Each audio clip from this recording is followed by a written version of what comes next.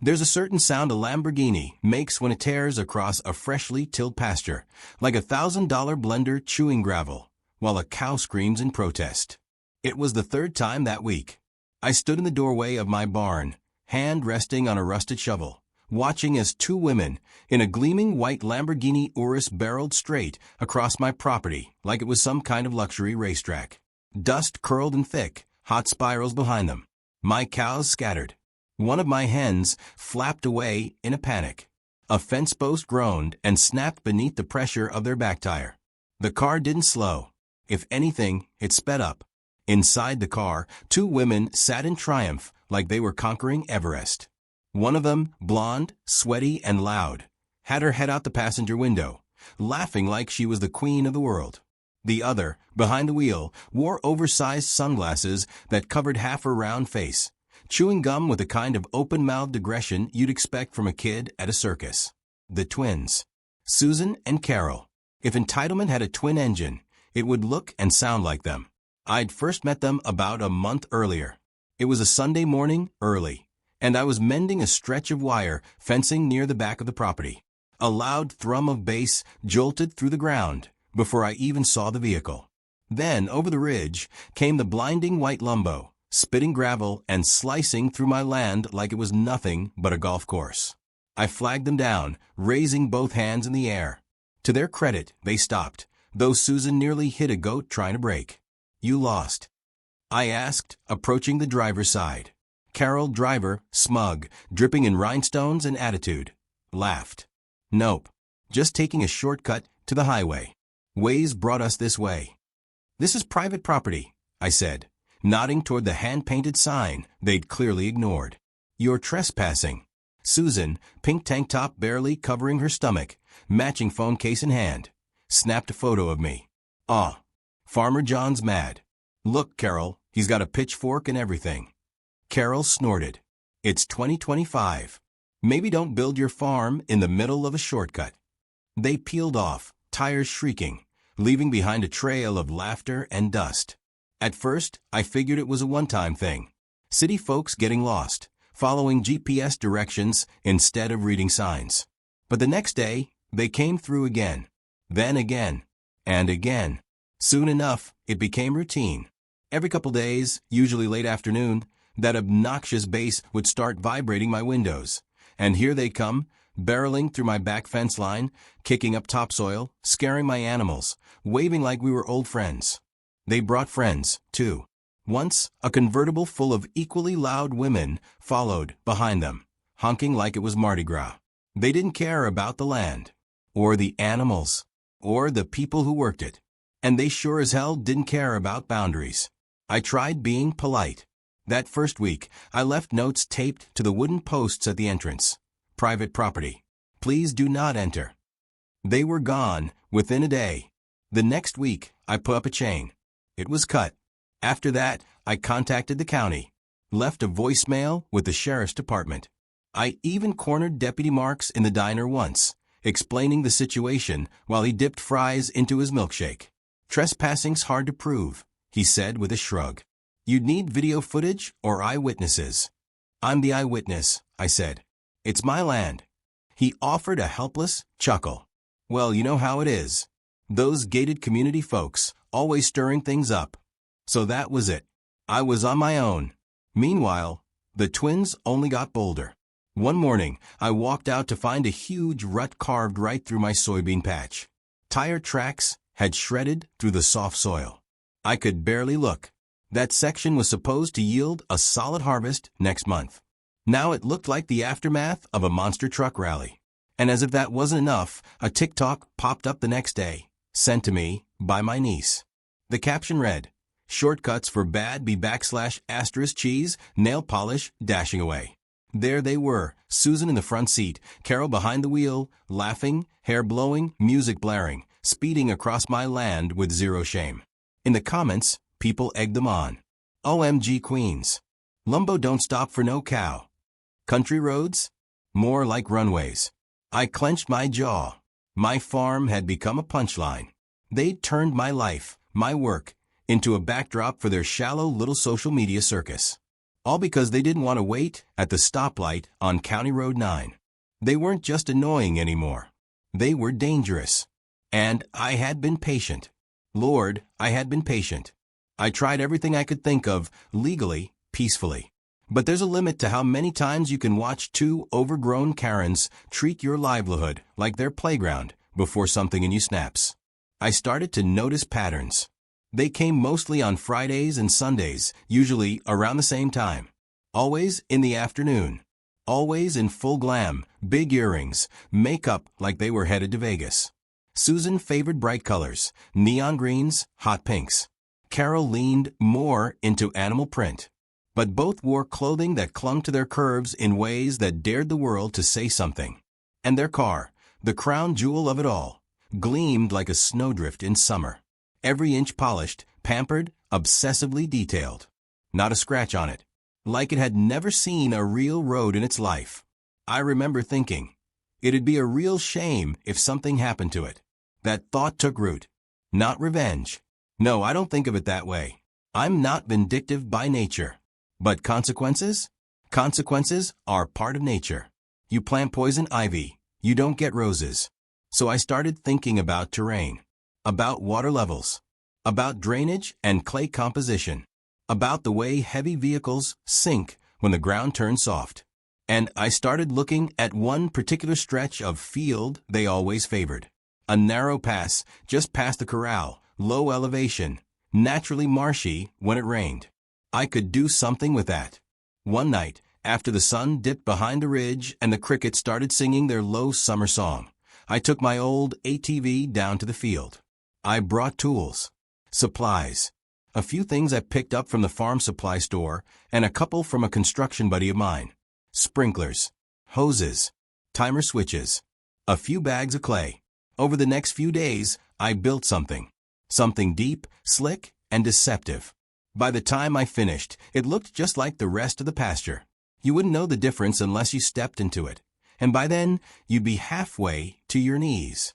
I tested it with a hay bale and a push. That bale sank like a stone. I called it the welcome mat. And then I waited. Every sound outside my window made me pause. Every dust trail on the horizon sent my hand to the binoculars. I kept the trigger for the sprinklers tucked into my back pocket like a security blanket. 2 days passed. 3. Then, late on the 4th day, just as the sky started turning amber with sunset, I heard it. That telltale thrum. That god-awful bass. And there they were. Susan in the passenger seat, laughing. Carol hair wrapped in a leopard print scarf, grinning like she'd just gotten away with a bank robbery. The Urus gleamed like a pearl against the dying light. And it was heading straight for the welcome mat. I stepped outside, leaned on the fence post, and waited. As their tires crunched the edge of my field, I smiled and whispered to myself, "Showtime." The Lamborghini crested the shallow hill like it was entering a stage. Headlights flared against the dust, engine snarling as Carol leaned into the accelerator. Susan had both arms flung out the window now, her bracelets jingling in the wind, a gaudy queen celebrating her latest triumph. She was holding her phone aloft, already filming, probably narrating to their followers about how the hayseed still hadn't learned to put up a gate. I kept still, leaning on my post like a statue. The sun was sinking fast now, casting long amber fingers across the field. The shadows stretched, swallowed the clay pit ahead. The trap, my masterpiece. From where they were, it would look like the same shortcut they always took. Firm, flat, reliable. Carol punched the horn twice, sending a pair of birds scattering into the air. Susan laughed, then yelled across the wind, "Look who's watching. You want a ride, Farmer John." They were 30 yards from the pit now. I could see every sparkling rhinestone on Susan's oversized sunglasses. Her lipstick was a bold, clownish purple that clashed with the fluorescent pink of her crop top. Carol was chewing gum like a cow chews cud, both hands gripping the wheel with confidence only the truly ignorant possess. 20 yards. My fingers wrapped around the remote in my back pocket. Thumb on the button. I'd rigged it to the sprinkler system, which I'd buried beneath the straw and dry earth a few nights ago. At the press of a button, hundreds of gallons of water would flood the clay just below the surface, turning already soft ground into an instant bog. 15 yards. Susan was shouting something now, probably some sarcastic remark about how poor people shouldn't own land. 10 yards. I pressed the button. A faint click followed by a distant hiss. And then nothing. At least, not at first. The Lamborghini glided forward like it had every other time. The front tires touched the trap, rolled across the straw. Still smooth. Still confident. Then came the change. It started with the sound. Not the screech of tires or the roar of the engine, but a subtle, wet slop, like a foot stepping into a deep puddle. The rear wheels sank half an inch. Then another. Then another. Carol noticed first. Her hands jerked the steering wheel. The nose of the Urus bobbed, dipped slightly, and stopped. The tires spun. Mud kicked up behind them in a high, graceful arc. Susan stopped laughing. What the? Carol floored it. That was her mistake. The rear wheels spun faster, carving grooves deeper into the pit. Waterlogged clay and cow manure shot straight into the air, slapping the undercarriage. The car jerked forward one last inch, then gave up the ghost. It sank. Not all at once. It was slower than that. More humiliating. The Lamborghini listed slightly to the right, its white paint now streaked with brown. The front end dipped as though it were bowing to the land it had insulted. Then came the groan of wet earth swallowing pride. Susan shrieked. Carol. Carol screamed. Shut up. I'm trying to. Too late. The passenger side door creaked open, and Susan stepped out, right into the muck. There was a wet splutch, and suddenly both legs were submerged past the ankles. She tried to take a step and slipped forward, face first, into the slime. Her scream was muffled by mud. Arms flailing, she scrambled to stand, only to lose a sandal and her dignity in one slick motion. I could barely hear over the sound of the engine choking and the twin sisters shouting at each other. Susan was covered in thick brown goop from shoulder to shin, dripping like a frosted cake left in the sun. Carol tried to open her own door, but paused, eyeing the swamp outside like it might bite her. Instead, she climbed out through the driver's window. It didn't help. She planted one foot on the hood for leverage, but the hood was slick with runoff now.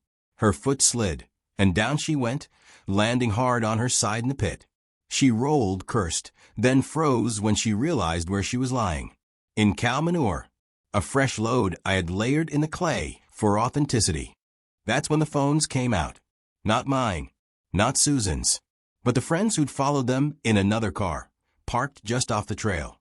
5 women in sundresses and oversized hats, all with perfectly manicured nails and an instinct for chaos. One of them pointed her phone at the scene, laughing so hard she wheezed. Oh my God, Susan, you look like a chocolate-dipped marshmallow. Another added, this is going on TikTok right now. Susan spun around and raged. Stop filming. But they didn't. In fact, they got closer. Carol staggered to her feet, hair matted to one side of her head, mascara running in rivulets down her cheeks. She was breathing heavy, fists clenched. She turned and saw me for the first time, still leaning against the fence post, arms folded, not moving a muscle. You did this, she shrieked.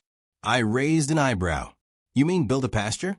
Susan sloshed forward, pointing a dripping finger at me. You're going to pay for this, you hillbilly psycho. This is a $200,000 vehicle. You're welcome to try and tow it out, I said calmly. Although the last tractor that got stuck in that field needed a crane. The girl with the phone burst out laughing. Susan took a wobbly step forward, slipped again, and this time fell backward into the slop. There was a sickening squelch as her backside met the wet earth. Carol was too focused on screaming at me to help her. I'll sue you, Carol shouted. You think you're clever? You think this is funny? I took a long breath, exhaled through my nose, and then, just for good measure, pulled out my phone. They froze. You said I needed proof, right? I said, to no one in particular. Well, Deputy Marks, if you're watching this later, here's your trespassing footage. And your destruction of property. And, just for flavor, your verbal threats. Susan lunged toward the fence, dragging one foot behind her like a stuck boot. Delete that right now. Sure, I said, right after you delete my fences, crops, and topsoil. The women behind her were now full-on streaming. One girl had already gone viral for catching a duck. This was next-level content. Oh my God, Carol just ate it. Look at her knees.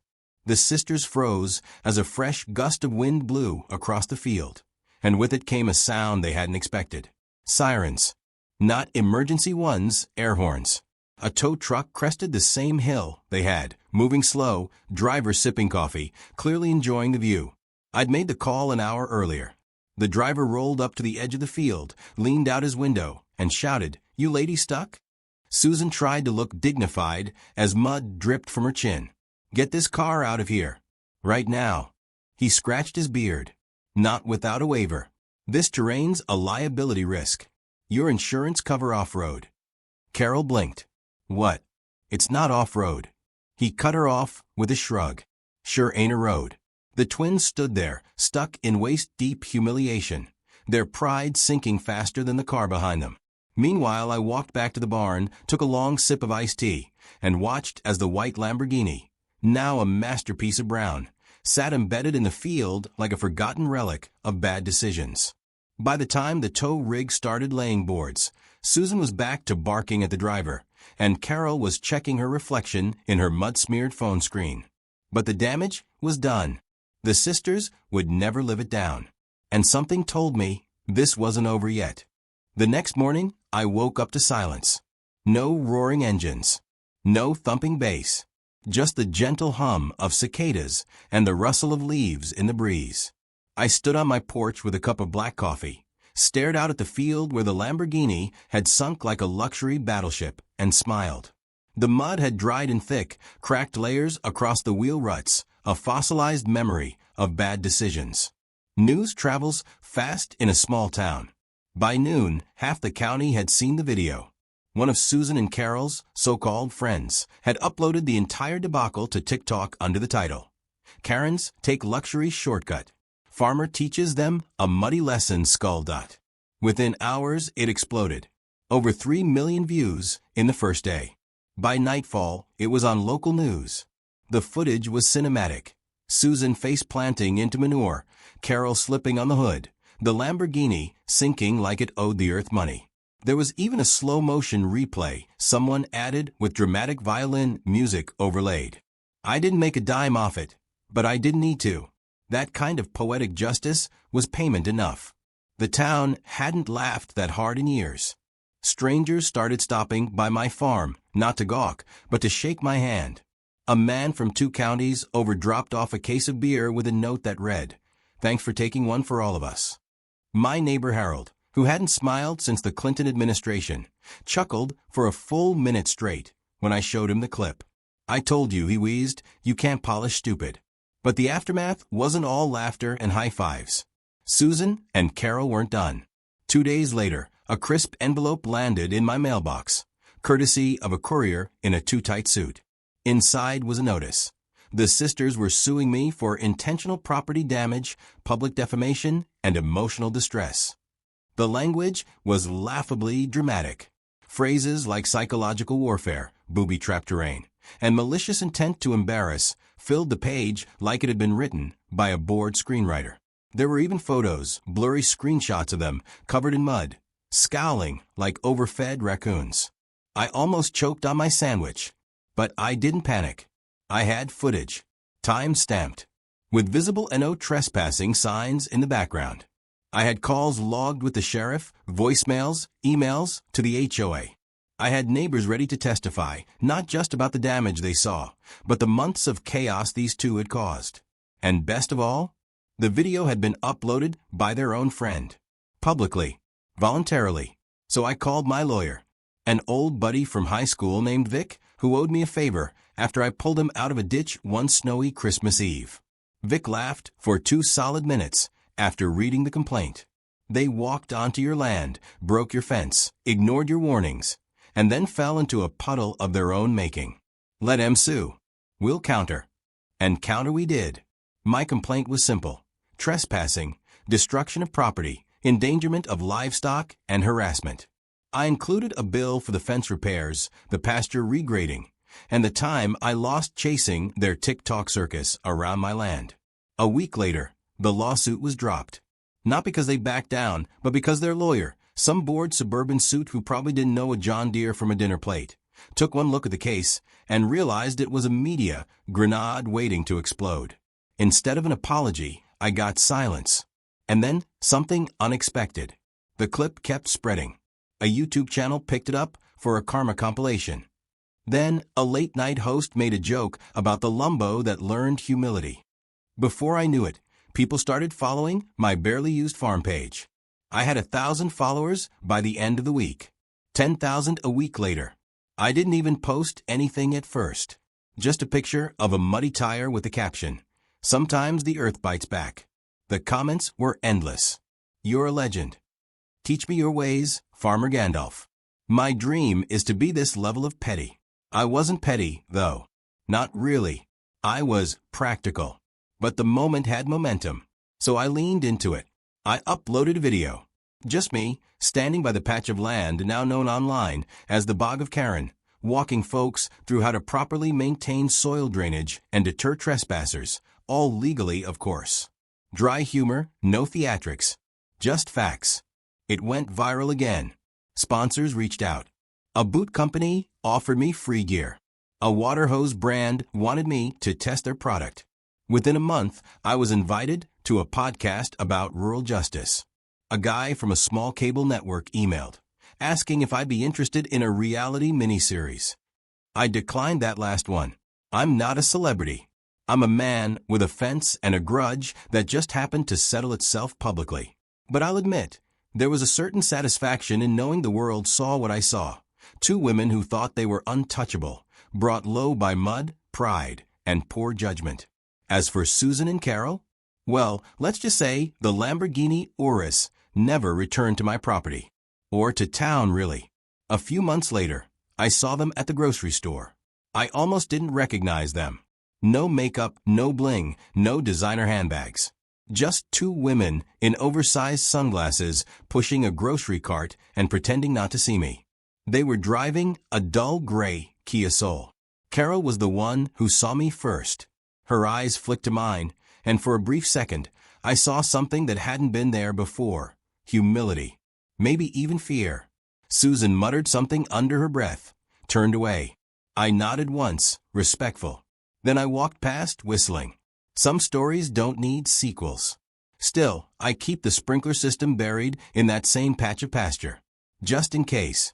And every now and then, I refresh the signs. Private property. Trespassers will be embarrassed. My field is quiet again. The animals are calm. The fences are standing. And the only rubber tracks in my soil are from tractors and boots that belong. They say karma takes time. But sometimes, all it needs is a little water, a little clay, and just the right amount of pushback. If you like that little slice of karma, hit that like button, smash subscribe, and share it with a friend. Ever dealt with your own set of Karens? Drop it in the comments. And remember, don't mess with farmers. We grow more than just crops.